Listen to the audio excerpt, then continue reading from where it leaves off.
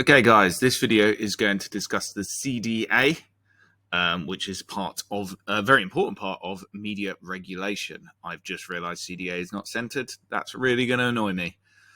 But let's press on. So, CDA stands for the Communications Decency Act, and it was formed in 1996. This is an American communications regulation, so it only really applies in America, but obviously the vast majority of social media platforms out there have their headquarters based in or around Silicon Valley in California, so this regulation does apply to them. The most important part of the CDA is what we call Section 230, which was written as part of it.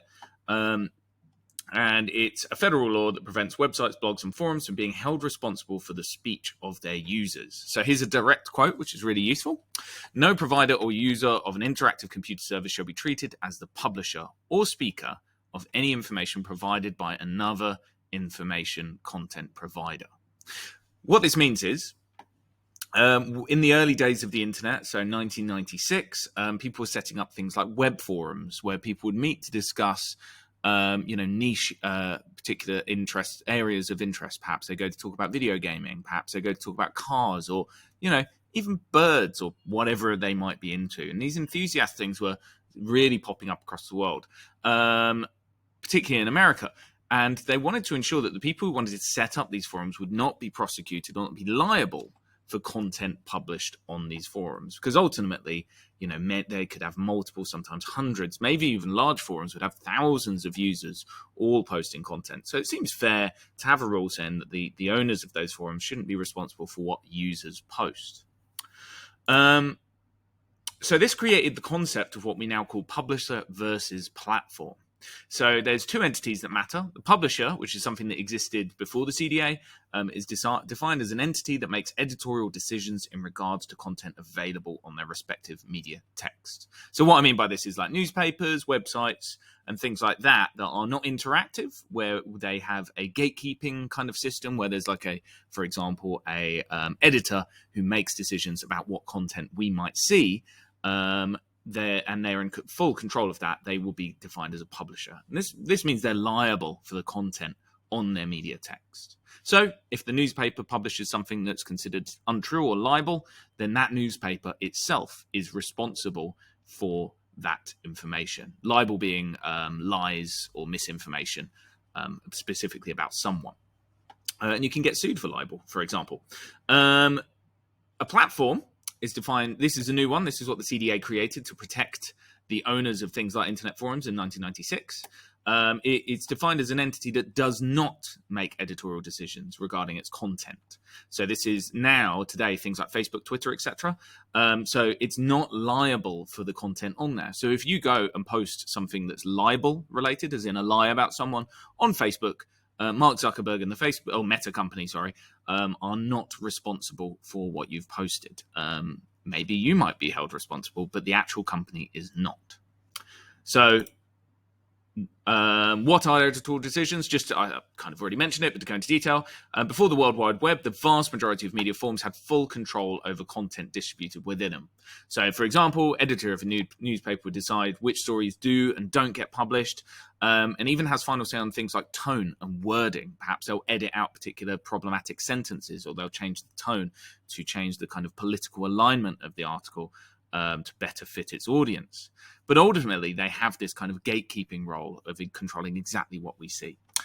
So these decisions that control exactly what we see, I would define as editorial decisions, and therefore would make you a publisher. So why create platforms?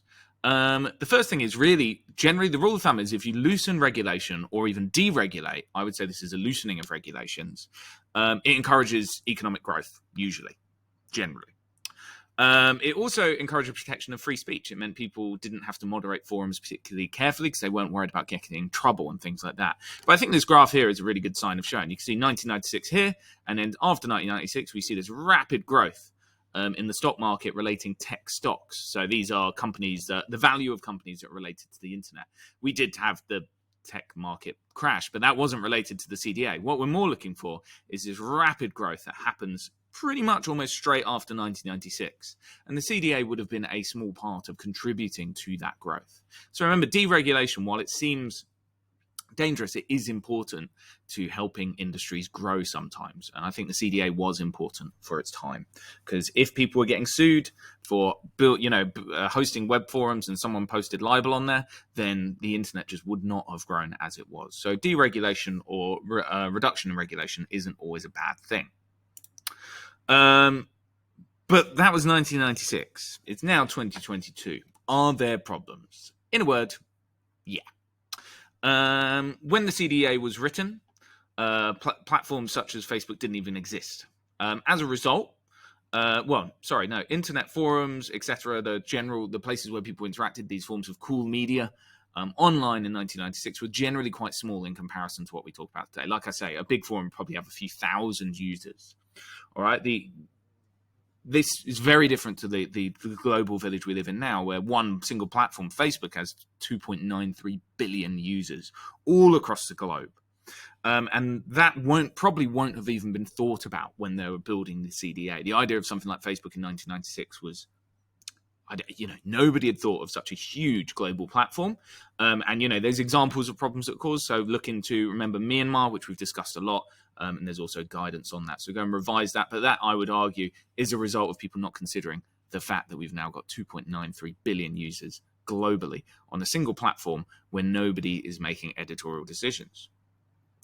Nobody also anticipated the powerful algorithms that are designed to kind of engage us, but as a result, assist in selection bias. I should reword that. It's designed to encourage engagement, but as a result, it's kind of fueling our selection bias, which leads into cognitive bias, which we've talked about a lot. But I don't think anyone thought about these algorithms being so powerful and so effective at engaging us and pushing us into echo chambers and things like that, and helping us build subjective realities. Also, many people argue that social media platforms are actually starting to make editorial decisions. So, for example, the banning of Donald Trump, many political figures in Europe, in the EU, and in the US have said that constitutes an editorial decision. So, is Facebook an editor, and then is it liable for all the content on there, which would be a major disaster for Facebook and the Meta company if that happened, because they'd have to moderate everything that's posted on there and make sure that everything is on there is not liable to any legal ramifications. So we've got this problem where really, these issues are not being regulated, or the deregulation that the CDA has created in creating platforms means that you've got these big problems of Myanmar and kind of cognitive bias being driven by the algorithm. But also there's the fact that, social media is now starting to become this kind of gray area where we're not sure if it's published or it's a platform, and we don't really know, how to control it or define it. So what's the solution? I mean, I've got a few here, but it's up to you to think about it. But a few suggestions might be to continue the CDA to continue economic growth. Silicon Valley is doing really well. California, San Francisco, very, very lucrative part of the world. Meta, Google, Twitter, they're bringing in, well, not so much Twitter, but, Meta and Google are bringing in large amounts of money. So maybe the CDA is doing exactly what's wanted. Maybe it's helping the tech industry continue to grow. It's a lot larger than it was even before the tech crash, the tech bubble burst. It's now, growing and growing. Or you could adapt the CDA to better accommodate new technological advances such as global village and powerful data gathering algorithms. So, the CDA was written in 1996. Is it time to update it, to rewrite it so it controls these media forms better? Another thing that I've seen mentioned is the idea of an international specialized agency to help oversee regulation of these new media forms. So an example would be like the World Health Organization or the WHO. You may have heard about them because during the COVID-19 pandemic, they became really significant because these guys are like specialists. They were set up by the UN or the United Nations when multiple countries got together, and some of the world's best minds in science and kind of healthcare work together to advise countries on how to deal with difficult things, such as the COVID-19 pandemic. Do we need an international specialized agency that advises governments on how to better regulate new media forms? But there's other ideas as well. These are just a few suggestions of things for you to think about. So there you go. There's the CDA, a form of regulation that, strangely enough, was designed to loosen regulation on new media forms on the World Wide Web in 1996.